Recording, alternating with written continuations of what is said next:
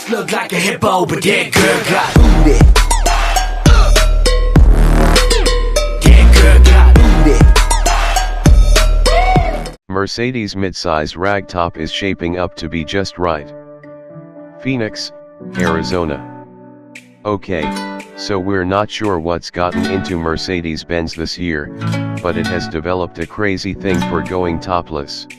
Currently, the company offers no fewer than 5 drop-top models, C-Class, E-Class, and S-Class cabriolets, as well as SLC Class, nay SLK Class, and SL Class roadsters. With a ragtop version of the intense, exotic AMG GT sports car set to join the family by the end of the year, Mercedes-Benz will have more convertibles than Cadillac has models. And that's not counting the AMG versions. Not that we're complaining. Mercedes has been making convertibles for as long as the car itself has been around.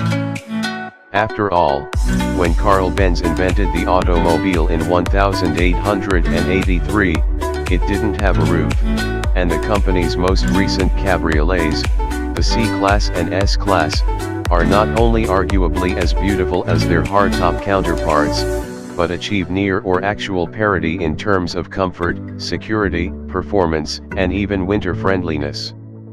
This year, the midsize E-Class Cabriolet follows their lead.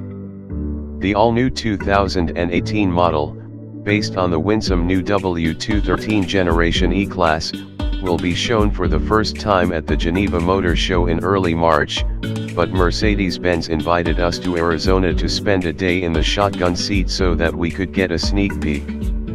Would it be the just right Goldilocks of Mercedes-Benz convertibles, or the lineup's unremarkable Jan Brady-esque middle child?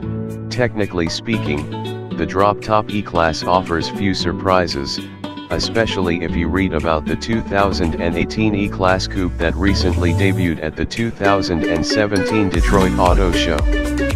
From the shoulder level down, the E-Coupe and convertible models share pretty much everything you can see: sheet metal, fascias, grills, head and tail lamps, rendered in standard and sport themes. Like the E-Class Coupe, the Cabrio dons what Mercedes characterizes as a reduced design idiom manifest in its slippery smooth body sides that lack the shoulder line crease that has been a hallmark of Mercedes' recent passenger cars. Twin power bulges in the hood compensate somewhat, but frankly, we kind of miss the sexy Coke bottle contours imparted by the shoulder crease. Even with camouflage tape covering the decklet and rear fenders, we could see that the rear quarters lack the elegant tapering appearance of its brethren. The tail lamps, too, appeared plainer than those in the C and S-Class cabriolets, at least until we got close enough to notice glitzy red stardust elements within their lenses that look like glowing red sand. We'll reserve judgment until March, but this time around, it appears that the C and S-Class cabrios may have the edge in style. From the windowsills up, the Cabriolet and Coupe go their own way.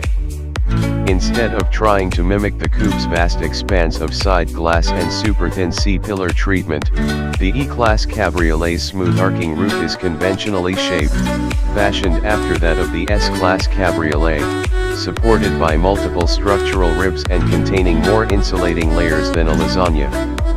The top's fabric outer layer will be available in black, brown, dark red, or blue, making some striking color combinations possible. And lacking as it does the Coupe's controversial sliver of fixed rear quarter glass, the Cabrio presents a lovely pillarless side opening with all 4 side windows lowered while the roof is still in place. There are even overhead lights embedded into the fabric. When time comes to lower the roof, as we did several times during our ride along, the process requires only one finger and, according to Mercedes, less than 20 seconds, same goes for raising it, too. If these prototypes are any indication, however, those times are conservative. According to my stopwatch, the elapsed time between tugging the roof latch and hearing the audible chime indicating the roof is secured was just 17 seconds, with the reverse process requiring only 14 seconds, not counting the lowering/raising of the side windows. A nifty graphic in the gauge cluster depicts which part of the process is occurring, should you not care to look up. And of course, all of this happens in utter silence. The only time we were allowed to ride with the top down was within the confines of new corporate friend Nissan's proving grounds, where much of the e-cab's final verification took place. Apparently, Mercedes didn't want amateur spy photographers to see that, other than some unique wood treatments, the interior is more or less identical to the coupe, cool jet-like air vents and all.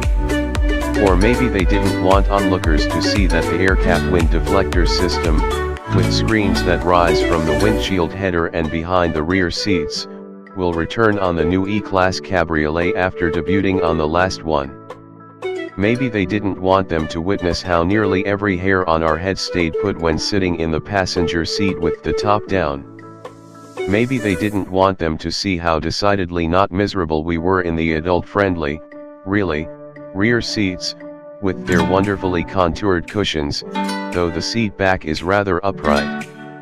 What outsiders couldn't have been able to discern, regardless of top status, is how solid the E-Cab prototypes were. The basic suspension and steering setups are shared with the coupe, with structural compromises endemic to convertibles addressed with X bracing under the engine bay, and V bracing under the rear end. Stronger door sills, reinforced cross members beneath the rear seats, and a reinforced rear cowl further serve stiffen the E-Class Cabriolet whilst leaving a trunk pass-through, just like the C-Class Cabrio. When the E-Class arrives here later this year as a 2018 model, it will come only as an E400 model, powered by a Biturbocharged 3.0-liter V6 that churns out 329 horsepower and 354 pound-feet of torque. This same engine was found under the hoods of the previous E400 coupe and convertible models, but for 2018, the W213S automatic transmission adds 2 forward gears for a total of 9. As with the coupe, both rear-wheel and 4MATIC all-wheel drive trains will be offered, as is the case with the C and S-Class Cabrios. With total weight up about 330 pounds from the E400 coupe, according to Mercedes, we expect the RWD E400 Cabrio to accelerate to 60 miles per hour in about 5.5 seconds, with another quarter second or so more for 4MATIC models. Mercedes plans to have the E400 coupes in dealerships this summer, and the convertible certainly won't arrive too much later lest it miss the season during which convertible sales are strongest.